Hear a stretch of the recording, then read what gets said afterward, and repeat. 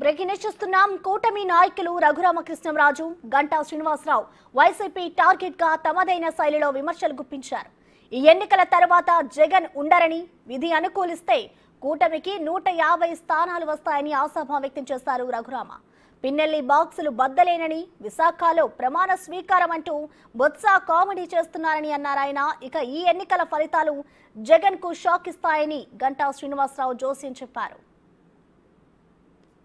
Voting percentage పెరిగితే అది ప్రభుత్వ వ్యతిరేకత అనేది ఆల్మోస్ట్ 80% ఆఫ్ ద ఎలక్షన్స్లో నిరూపితమైంది. అంతేకాకుండా ఉద్యోగస్తులు ఎప్పుడైతే ఒక వ్యవస్థ మీద తిరగబడితే ఆ ఎలక్షన్లో నెగ్గిన దాఖలాలు అయితే 100% కూడా లేవు. ఉద్యోగస్తుల వ్యతిరేకత ఉన్నప్పుడు కారణాలు ఏంటో మనం ఓపెన్గా మీడియాలో మాట్లాడుకోవట్లేదు, కానీ కారణాలు కూడా అందరికీ తెలుస్తాయి. ఆ ప్రభుత్వం వచ్చిన దాఖలాలు లేవు. ఈ రెండు కారణాలని మనం కలుపుకుంటే 100% ఫుల్ ప్రూఫ్ జగన్మోహన్ రెడ్డి అనే వ్యక్తి రాజకీయ చిత్రపటంలో ఈ ఎన్నిక తరువాత ఉండటం అన్నది జరగదు. పోస్ట్ పోల్ సర్వేలు కూడా పూర్తిగా అనుకూలంగా ఉన్నాయి. నేను గతంలో చెప్పా, 125 స్థానాలకి ఒక్క స్థానం కూడా తగ్గదు. ఇప్పుడు విధి అనుకూలించకపోతే, అనుకూలిస్తే 150 స్థానాలు దాటినా కూడా ఆశ్చర్యపోవలసిన అవసరం ఏమాత్రం లేదు. దాడులు చేసిందంతా ఎవరో స్పష్టంగా అర్థమైంది. నిన్న సాయంత్రం 4 గంటలకు కూడా పిన్నెల్లి రామకృష్ణారెడ్డి గారు ప్రెస్ మీట్లో ఈ ఈవీఎంలు బదులు కొడతారు, ఇవన్నీ కూడా తెలుగుదేశం వాళ్ళు చేశారు.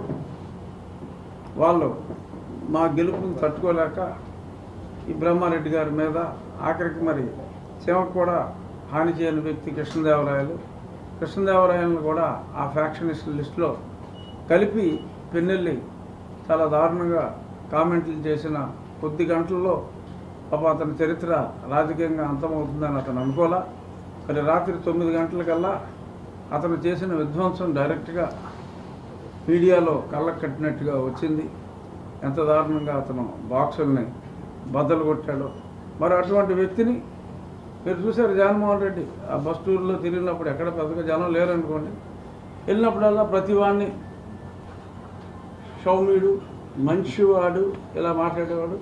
పిన్నెల్లి గారిని కూడా రామకృష్ణ చాలా మంచివాడు, ఇప్పటికే మంచి పదవి ఇచ్చా, ఇంకా మంచి పదవిలో పెడతా, మంచివాడు కాబట్టి ఓట్లేయండి అన్నాడు. ఎంత మంచివాడో తెలిసిపోయింది. నిన్న టీవీలో దొరికేశాడు. మీకు విశాఖపట్నంలో పారిశ్రామికవేత్తల సదస్సు జరిగింది. ఆ పారిశ్రామికవేత్తలు ఎవరండి? ఆడవాళ్ళందరూ ఐపాక్ టీమే. మహిళా పారిశ్రామికవేత్తలు అంటే వాళ్ళే. ఆ తర్వాత మరి కొంతమంది లబ్ధిదారులు, మరి గెటప్పులు మార్చి కొంతమంది లబ్ధిదారులు జగన్మోహన్ రెడ్డి వలన నాకు ఇది వచ్చింది, నేను నా జీవితాంతం, నేను నా పిల్లలు, వాళ్ళ పిల్లలు అందరూ కూడా జగన్మోహన్ రెడ్డికి రుణపడి ఉంటాం. ఆయాస వేసింది మళ్ళీ వీళ్ళే. అక్కడ ఐపాక్లో నిజంగా సర్వే చేస్తున్నారా? ఐపాక్ సర్వే టీం కూడా మరి ఆర్టిస్టులతోనే నడిపిస్తున్నారా? పారిశ్రామికవేత్తలు వాళ్ళే, లబ్ధిదారులు వాళ్ళే, సర్వే చేసేది వాళ్ళే. దీన్ని బట్టి అదంతా ఒక డ్రామా కంపెనీ. ఆ డ్రామా కంపెనీకి ప్రజలు తెర దింపేశారు. ఇంకా మళ్ళీ ఆ కంపెనీ వాళ్ళు ఇటుకేసి రారు. బూత్ వైజ్ కూడా అనాలిసిస్లో ఎక్కడ చూసినా కూడా ఒక పాజిటివ్ వేవ్ కూటమికి కనిపించిన విషయం మనం చూస్తూ ఉన్నాం. అయితే దీన్ని డైవర్ట్ చేస్తూ వైసీపీ నాయకులు, జగన్మోహన్ రెడ్డి గారు మొన్న లండన్ వెళ్ళే ముందు ఆయన పీకే టీం ఏదైతే ఐపాక్ టీం ఉందో ఐపాక్ టీంతో మాట్లాడినప్పుడు ఆయన చేసిన కామెంట్స్ కానీ ప్రజలు షాక్ అవుతారని చెప్పాడు. ప్రజలు, దేశం కూడా డెఫినెట్గా మేము కూడా అంటా ఉన్నాం. ఎందుకంటే ఖచ్చితంగా షాక్ అవుతారు. ఎందుకంటే ఆ రిజల్ట్స్ అంత ఏకపక్షంగా కూటమి వైపు రాబోతా ఉంది.